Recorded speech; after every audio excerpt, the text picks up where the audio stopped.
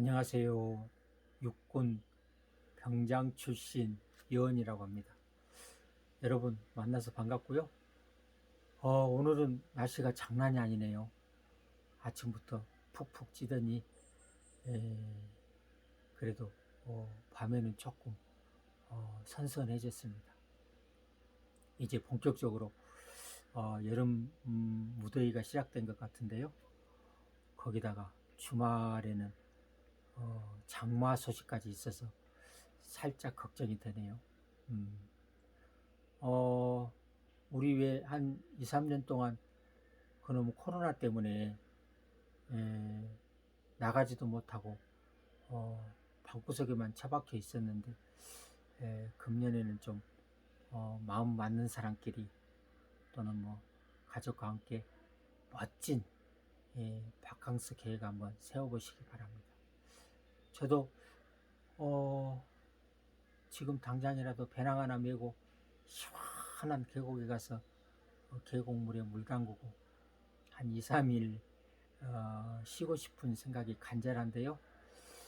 그동안 밀린 숙제가 너무 많아서 지금 고민 중이랍니다. 일단은 여러분 먼저 다녀오시고요.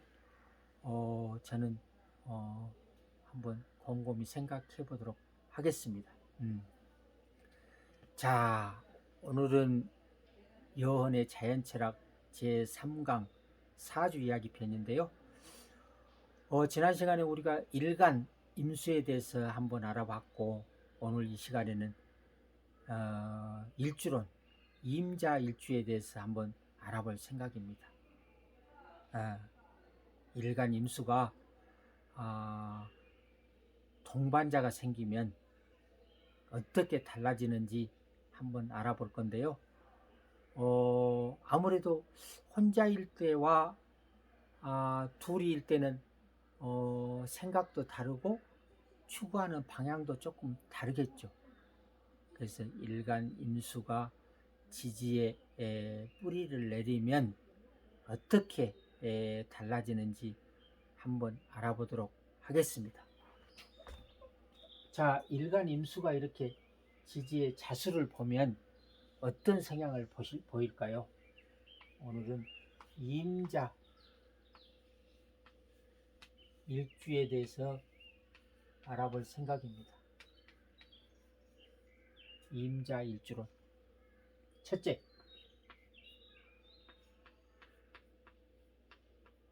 십성으로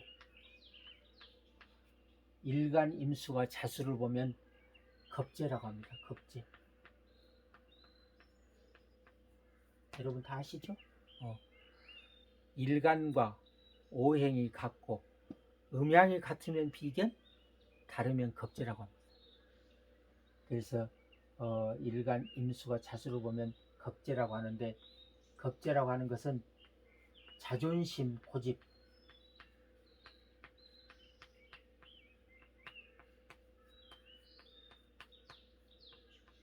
자존심, 고집을 의미하는데 임자일주들이 한 고집합니다.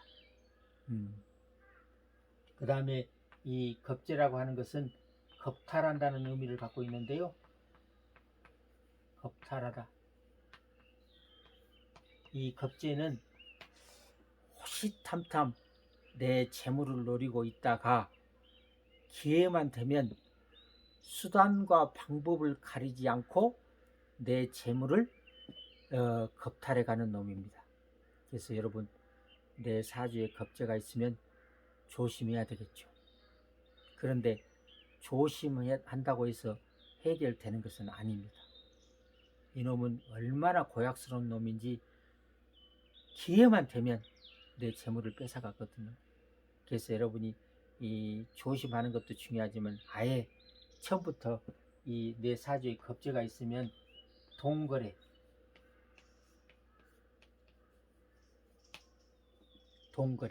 그 다음에 동업,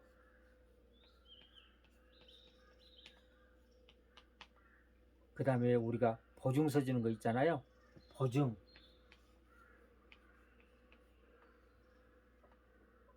이 세 가지는 아예 해서는 안 된다. 무슨 말인지 아시겠죠? 내 사주에 겁재가 있으면 동거래를 한다 할지 동업을 한다 할지 보증을 사서 좋은 관계를 괜히 이 돈 잃고 사람 잃고 왼수되는 것보다는 아예 처음부터 이 관계를 차단하는 게 더 중요하다. 아시겠죠? 그래서 이 겁재가 있는 사람은 이 세 가지는 절대로 해서는 안 된다.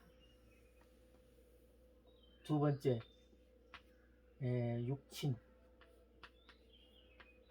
이 겁재라고 하는 것은 가족관계를 보면 형제, 자매, 동료, 여기 보다시피 나하고 아주 가까운 사람, 전부 이 가까운 사람입니다.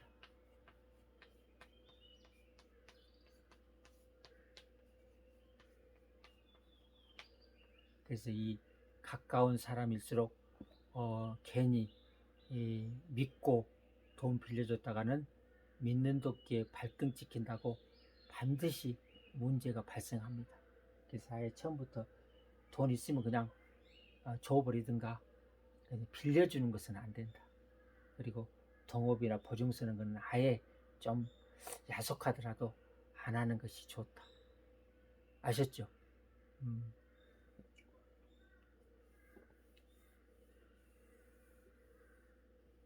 세 번째, 일간 임수가 지지의 자수를 보면 이것을 갖다가 우리가 이 자수를 갖다가 배우자 자리라고 하는데요. 배우자 궁 또는 자리라고 합니다. 그래서 이 일간 임수가 자수를 보면 배우자와는 좀 무정하다. 그래서 천간과 지지가 같은 오행으로 되어 있다든가 또 천간 이 지지의 겁재를 본 사람들은 좀 부부 관계는 소원할 수도 있다. 그래서 이렇게 천간과 지지가 같은 것을 우리가 간지동이라고 하는데요. 천간과 지지가 같은 오행으로 이루어진 사람들은 우리가 인연을 맺는 순간 또 굳이 인연을 맺지 않더라도 이런 사주 구성이 되어 있는 사람들은 이해하고 배려하는 마음이 필요하다. 그래서 특히나 이런 사람들이 부부 인연을 맺으면 맨 먼저 해야 될 일이 서로 상대를 이해하고 배려하는 마음을 처음부터 길러야 원만한 부부 생활을 할 수 있습니다. 그렇지 않으면 잘못하다가는 내 주장만 앞세우다가는 파국으로 갈 수도 있다. 아시겠죠? 그래서 임자일주들은 가급적이면 내 자신을 좀 내려놓고 상대방을 이해하고 배려하는 마음이 꼭 필요합니다. 아셨죠? 그 다음에 네 번째,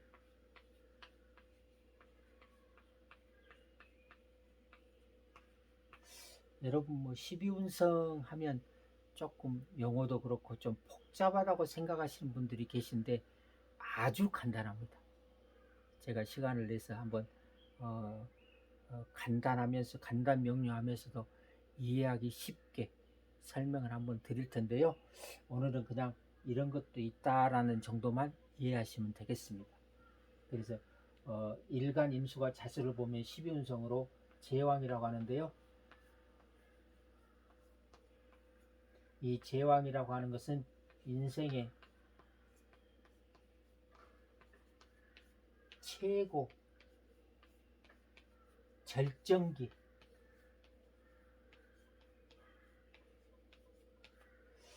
자, 우리가 임자일주 그 자체로도 자존심 고집이 대단하다고 했죠.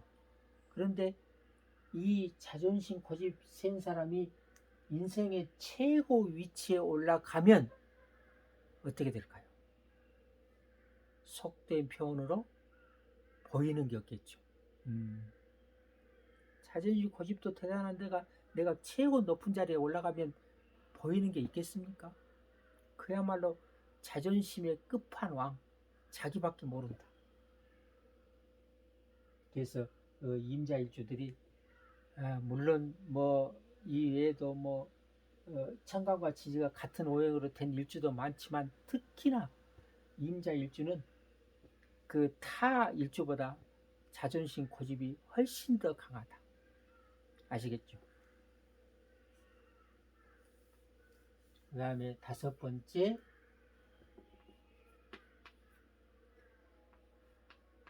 지장간. 이걸 우리가 보이지 않는 오행이라고 해서 속마음이라고 하는데요.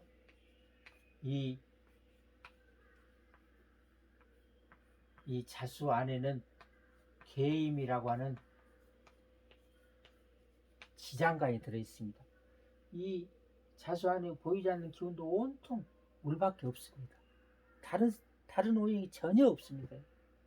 좋게 이해하면은 진짜 일편단심, 순수하다고 할 수 있고, 또 나쁘게 말하면 독고다이, 오직 자기밖에 모르는 독불장군이 될 수도 있다. 그래서 이 12운성으로 개수가 자수를 보면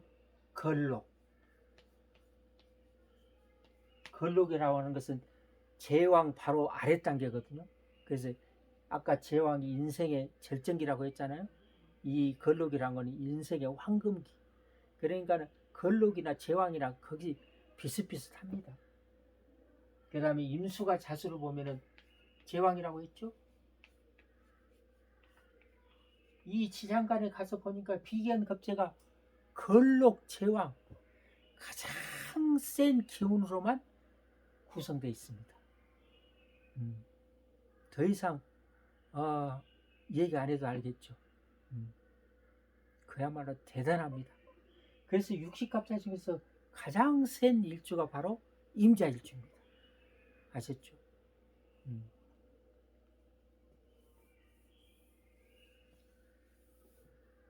그 다음에 마지막으로 신살로는 일간 임수가 자수를 보면요,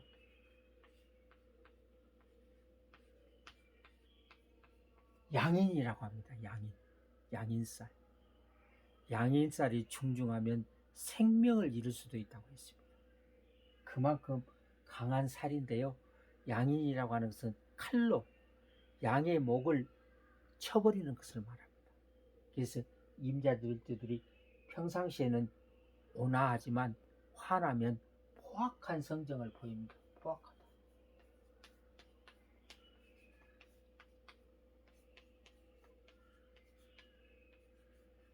그래서 임자일주들이 화나면 무섭습니다.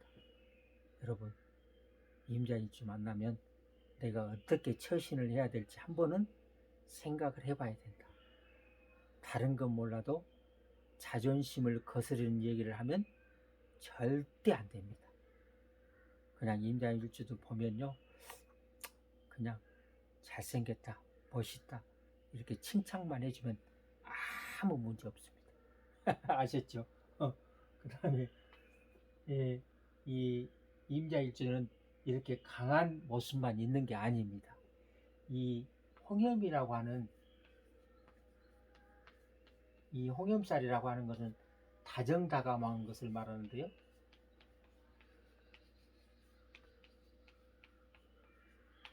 임자일주들이 평소에는 아주 다정다감합니다.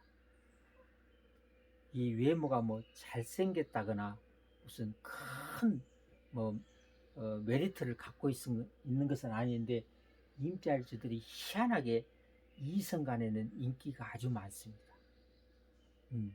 이 홍염 때문인데요. 그래서 임자일주들이 평소에는 농담도 잘하고 아주 다정다감한 그런 모습을 보입니다. 그런데 화가 났다 하면 이제 조금 포악한 성격을 갖고 있다는 얘기인데, 그래서 임자일주들은 양면성을 갖고 있어요. 평소에는 아주 온화한 마음을 갖고 있다가도 화나면 아주 무섭다. 여러분의 그 쓰나미라고 아시잖아요. 평소에는 잔잔한 바다에다가도 갑자기 이 지진이 일어나면 쓰나미로 변하면서 모든 것을 그야말로 아무것도 없이 싹 쓸어가 버립니다. 무섭습니다. 흔적도 남기지 않습니다. 이해되시죠? 그래서 오늘 이임자일주에 대해서 간단하게 알아봤는데 참 재밌죠. 하나씩 하나씩 이렇게 알아가다 보면 참 매력이 있는 학문입니다. 그래서 또 이게 좀 복잡하지만 다시 요약해서 정리를 해보면 이임자일주 성향에 대해서 다시 한번 간략하게 정리를 해볼게요. 첫 번째, 여러분이 왜 임수일간 자체도 큰 물이라고 했잖아요. 근데 거기에다 또 자수라고 하는 물이 더해지면서 그냥 이렇게 큰 강이나 호수가 아니라 인천 앞바다 정도 아주 넓은 바다를 의미합니다. 그래서 이 바다를 보시면 여러분이 겉모습은 잔잔한데 속은 보이지 않죠. 그래서 임자일주들이 속을 알 수가 없다.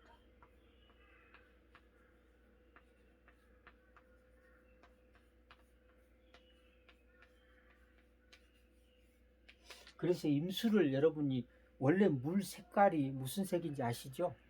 원래 무색입니다. 그런데 우리 그 명리에서는 임수일간을 갖다가 물 색깔을 갖다 흑색이라고 하는데 그 이유가 바로 속이 보이지 않는 깜깜한 어둠이라고 그래서 그 흑색이라고 합니다. 그래서 임자일주들은 속을 알 수 없다. 그래서 임자일주들은 이 겉모습만 봐가지고는 무슨 생각을 하는지 도대체 알 수가 없습니다. 그래서 때에 따라서는 음란하다고도 표현합니다. 그 다음에 두 번째, 임자일주들은 자고가 대단하다. 우리 계속 설명했죠.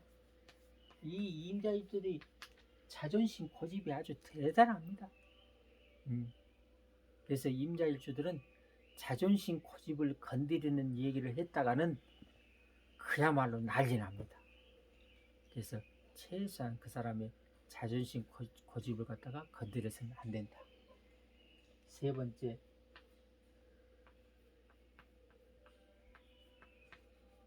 경쟁심이 강하다. 임자일주들은요, 지는 걸 아주 싫어합니다. 지는 거. 경쟁에서 지는 걸 아주 싫어해요. 그래서 임자일주들은 오히려 경쟁 상대가 있으면 자기 자신한테도 훨씬 도움이 됩니다. 그래서 어떤 경쟁 관계에 있는 일에 임자일주들은 아주 두각을 나타낸다. 아셨죠? 그 다음에 네 번째, 아까도 얘기했지만 임자일주들은 배우자와 무정하다. 결국은 제가 오늘 임자일주에 대해 설명한 이유가 바로 이 네 가지를 알기 위해서 설명드린 거예요. 그래서 이 네 가지는 어떤 일이 있어도 머릿속에 차곡차곡 쌓아두셨다가 필요할 때 언제든지 자유자재로 꺼내서 쓸 수 있도록 여러 번 반복해서 입력해 놓으시기 바랍니다. 자, 다시 한번 반복해 보면 임자일주는 속을 알 수가 없다. 자존심 고집이 대단하다. 경쟁심이 강하다. 배우자와는 조금 무정할 수도 있는데 그것은 자기 하기 나름이다. 아셨죠? 오늘은 임자일주에 대해서 알아봤습니다. 감사합니다.